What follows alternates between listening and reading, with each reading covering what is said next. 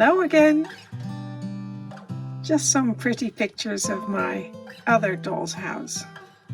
And the room is a little bit empty now because I took the furniture out into the dining room, or most of the furniture anyway.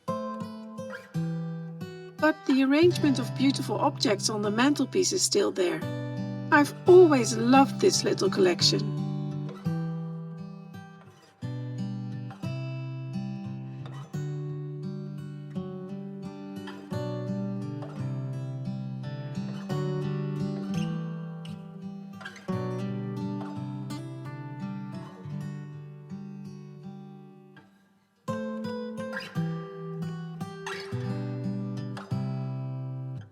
I made these tile backdrops for my fireplaces in the kitchen room boxes I'm working on. And I did that using my own technique for making tiles with paper, which I've done for many, many years, and they're always fine. In this case, and I had to make 3 of everything, I don't know what happened, but I'm not happy with them. It's almost, you can see these spots everywhere where the varnish didn't take. And it's almost like someone splashed oil over top of them or something, because I don't know if you can see, I think you can see that. All these spots. And it just, I tried to add varnish to it and, make it look better, but it just didn't work. And so I have to start again. And they all have it to a degree. Yeah, I just have to start again, which is a shame because it's so much work. Not just the gluing, but also the varnishing takes a long time, and then it takes a long time to dry. So, well, I'm just not happy with them. So, start again.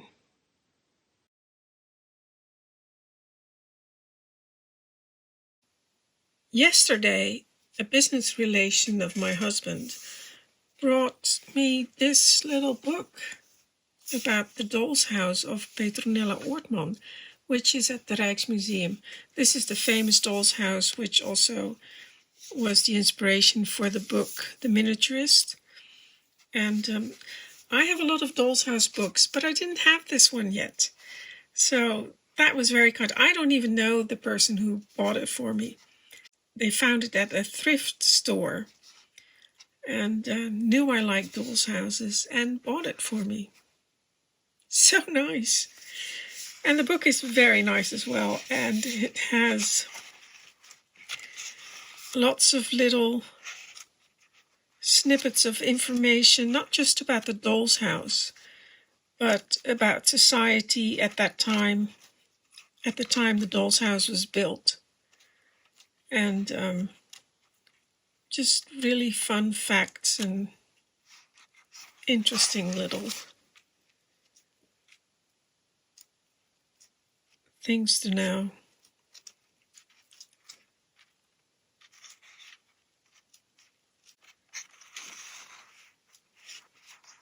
But yeah, really nice book, and so kind that for me, a stranger just thinks about things of me and buys that for me.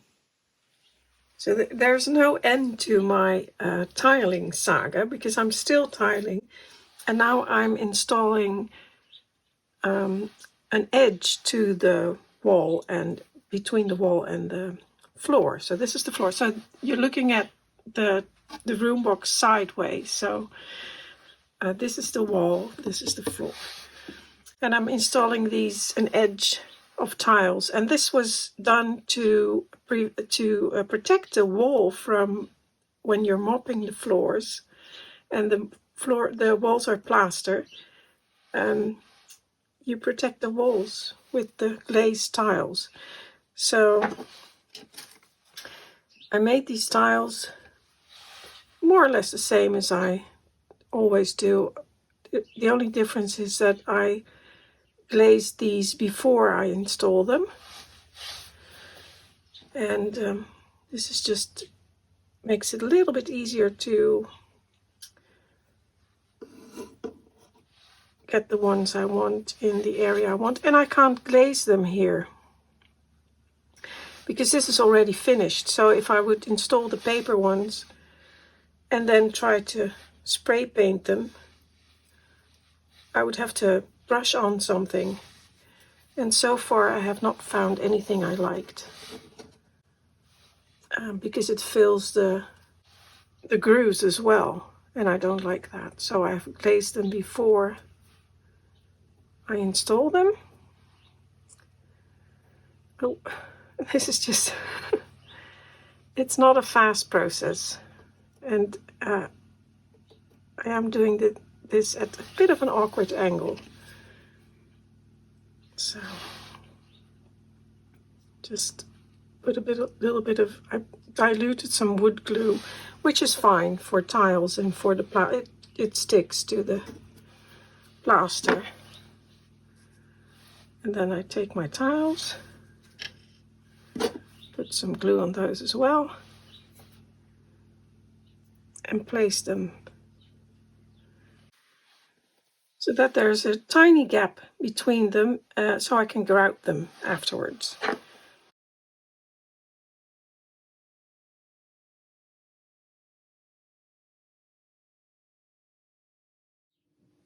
Still needs a little bit of sanding, but it's mostly done.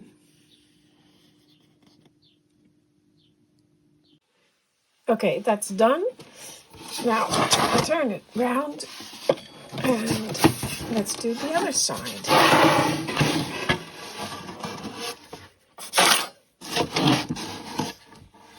And now I have to do this bit.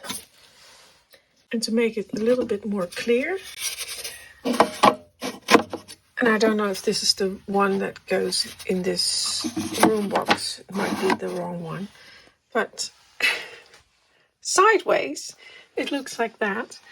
And then here I need to add just a few tiles. It's only 3 or 4. So we'll do that now. So, tiles.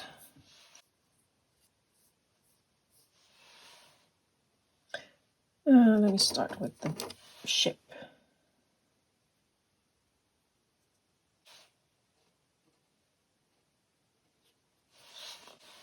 And then fish. Actually, those are my favorite tiles. The one with the fish and the sea monsters or the mermaids. I really like those. And of course, a very popular one in those days was children's games. And I do have a few of those. Sorry, I had my paintbrush in my mouth. My third hand. And the animals. I really like the animal tiles as well. And sometimes, and I found a few new ones recently.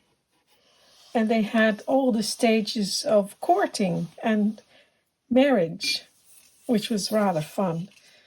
And I've included them in some of the back panels, the panels for the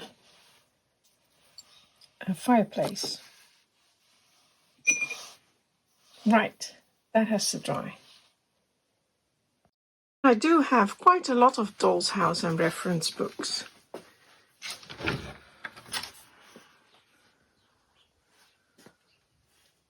So here we have some, and a beautiful, beautiful cabinet. I'll show you more about that some other time. These are just reference books on art and houses and interiors. And I'm just picking out a few books here that I like for research.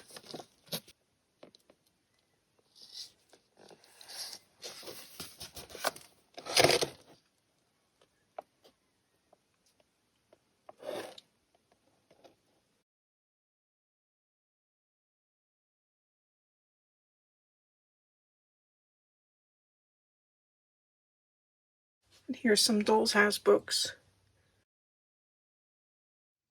And here's a fun little fact. Here's a French book. And the rest are English, American, Dutch books. And you can see that you have to read the back of the book, the spine of the book, by tilting your head to the right.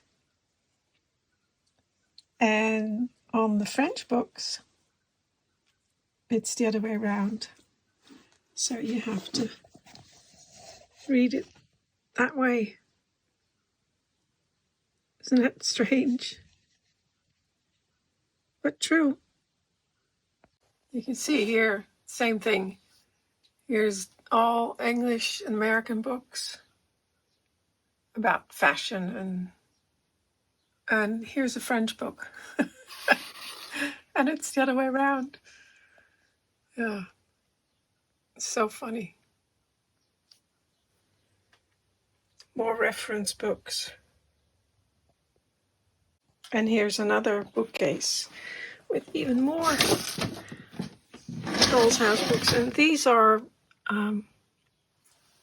true Doll's House books about existing Doll's Houses.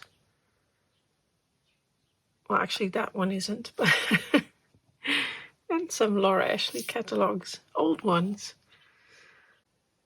And this book actually has my work in it.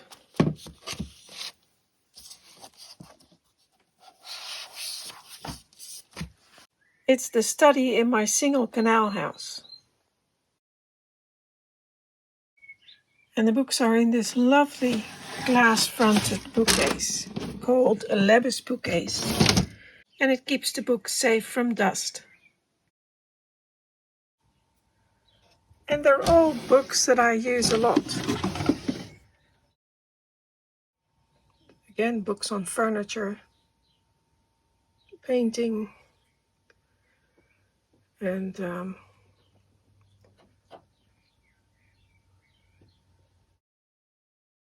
fashion. So, yeah, I do love books. And I already have loads of them. But I always have room for one more. And here's a book I use a lot for reference.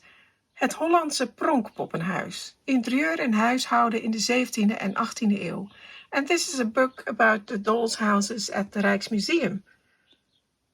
Written by Jet Pijzel. And it's a really interesting book with a lot of information. And lots of detailed photos of these houses. And it's really beautiful, beautiful book. You can't get it anymore. It's only available secondhand, and it's in Dutch. So if you want it, you'll have to do a lot of translating. But it's a fabulous book. It really is.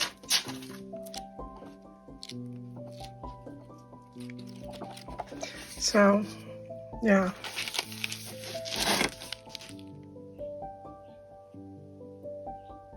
I'll put the book number in the description. And this little book, which I was talking about earlier, is about the same house as this large book. The Doll's House of Petronella Oortman.